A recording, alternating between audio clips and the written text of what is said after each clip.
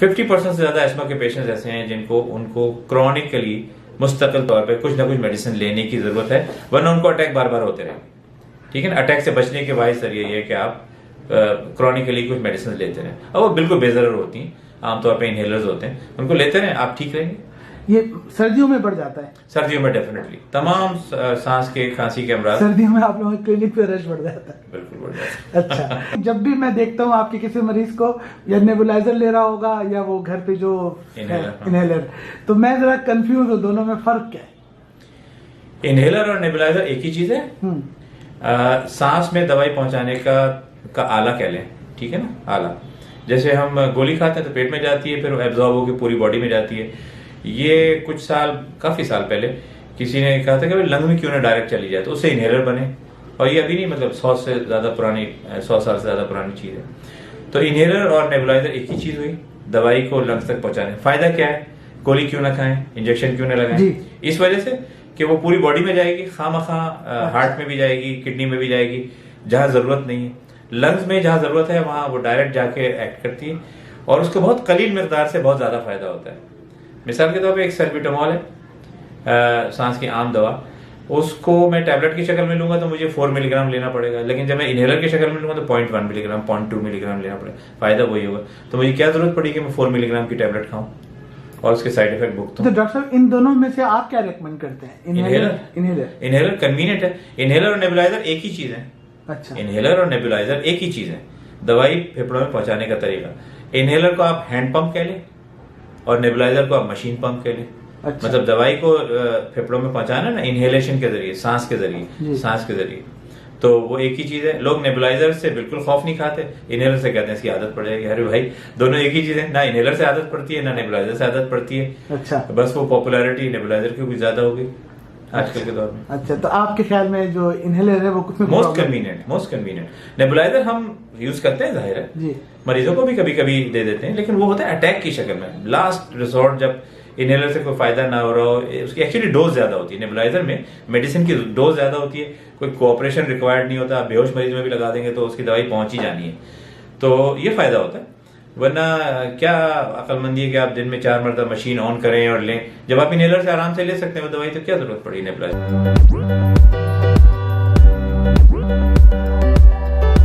आप chest physician हैं कराची के मशहूर, और चेस्ट से रिलेटेड जो भी अमराज हैं उसके बारे में बेसिक आगाही के लिए मैं कुछ बुनियादी बातें पूछूंगा। पहले तो मैं ये जानना चाहता हूँ कि लोग ये समझ जाएं कि किस शोबे के डॉक्टर हैं आप और इसमें कौन सी बीमारियां आती हैं।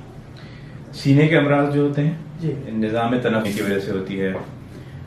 इसके अलावा जो आम इन्फेक्शन होते हैं, नमूनिया और टीबी, इसके अलावा फेफड़ों का कैंसर, इसके अलावा जो फेफड़ों में पानी आने की बहुत सारी वजूहात होती हैं, हम लोग ये डील करते हैं।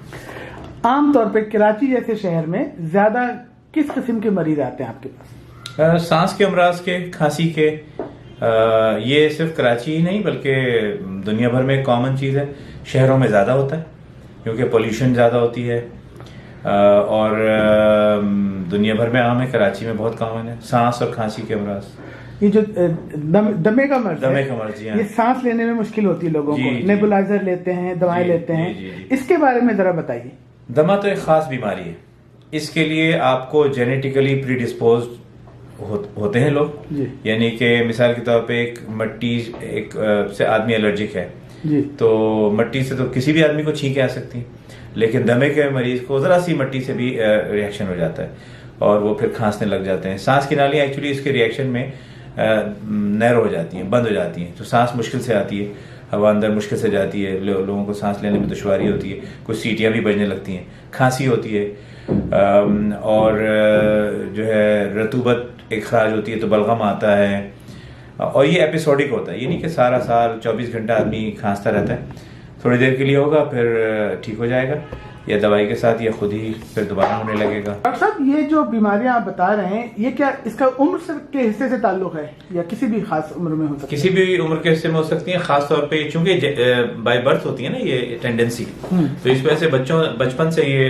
प्रॉब्लम शुरू हो जाती है अक्सर लोगों में, और यानी यहाँ तक कि पहले साल में भी हो सकती है, पहले 6 महीने में भी हो सकती है, बच्चों में जो एस्मा होता है वो उसकी खास बात ये होती है कि वो टेम्पररी भी हो सकता है और प्यूबर्टी के बलूगत के उम्र में 12-14 साल की उम्र में बहुत कम हो जाता है। अच्छा। कुछ माँ बाप ये समझते हैं कि बिल्कुल ही खत्म हो गया, हालांकि अक्सर में खत्म नहीं होता।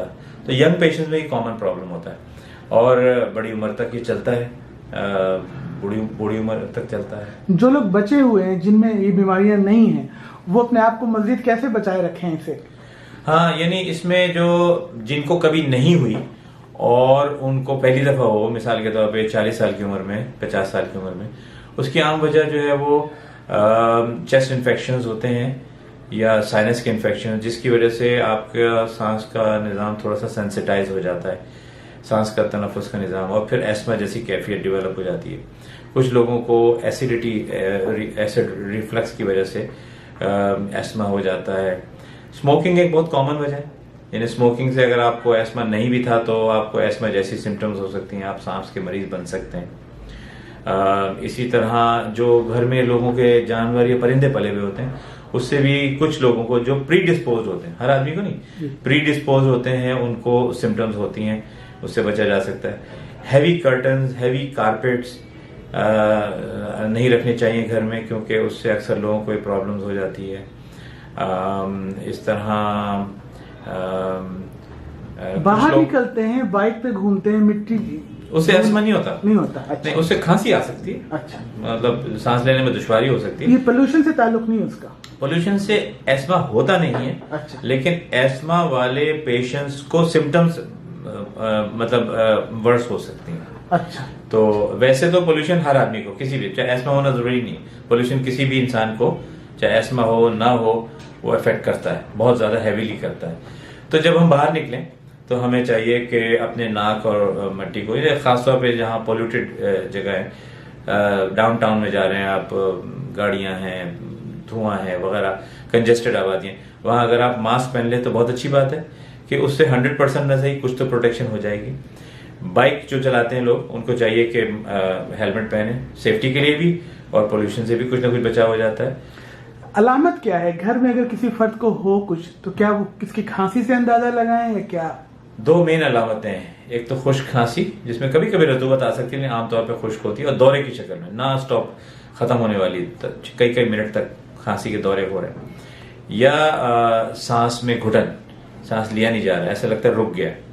तो ये दो खास अलामतें होती है। इसके अलावा सांस में सीटियां भी बजती हैं, बलगम भी आ जाता है कभी, तो ये अलामतें होती हैं। और ये इसकी खास बात समझने वाली, ये तो एक आम बात है ना, खांसी, हर खांसी एस्मा तो नहीं होती, लेकिन अगर कोई सोचे कि यार मुझे ये कुछ थोड़े थोड़े दिनों बाद यानी होता रहता है, फिर दोबारा हो जाता है, 2 महीने बाद या 2 साल बाद, यानी बार बार हो रहा है मुझे, बीच में मैं ठीक हो जाता हूँ, तो उसको सोचना चाहिए कि उसको एस्मा तो नहीं।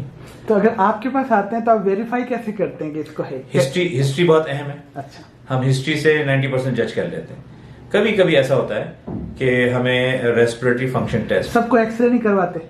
नहीं, एक्सरे तो एस्मा में इसलिए कराते हैं कि देखें कोई और चीज तो नहीं है, वरना एक्सरे एस्मा में नॉर्मल होता है। अच्छा। ठीक है, यानी कोई कॉम्प्लिकेशन हो जाए तो एक्सरे में एबनॉर्मलिटी है, नमूनिया है, कोई और चीज। तो मैं बता रहा था कि 10% लोगों में वो कुछ रेस्पिरेटरी फंक्शन टेस्ट कराने पड़ते हैं कंफर्म करने के लिए, बाकी ज्यादातर में क्लिनिकली हम जज कर लेते हैं।